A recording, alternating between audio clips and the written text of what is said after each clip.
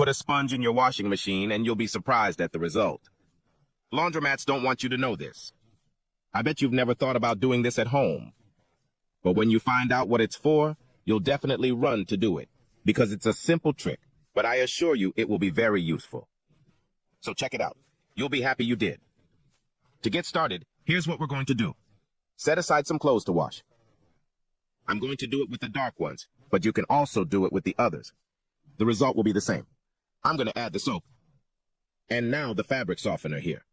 For now, I'm doing the normal process. And now for our little secret, before starting the machine. You're going to add a sponge. That's right. And you're probably wondering what good putting a sponge in the machine is.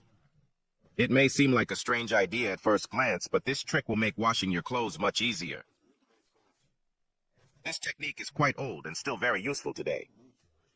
By adding a kitchen sponge into your washer, you set a lure for wool and fur. It behaves like a magnet, attracting dirt of all sorts, wool, hair, and dust. Immediately, anyone with a pet at home can see the value in this tip.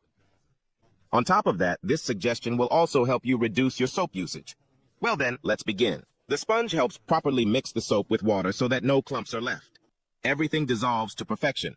Because of this, you'll need a smaller quantity of soap. However, ensure there's enough space for your clothes in the machine. This facilitates the movement of the garments and thus a more successful removal of fur.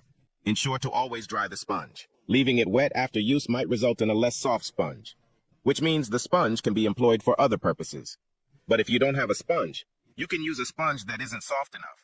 Look at the amount of wool and hair that the sponge removed. Just look at that. It's really amazing how much this tip can help you remove those annoying wools that are especially on darker clothes. If you've watched this far, comment. I'll do it at home. That way, I'll know who watched the entire video.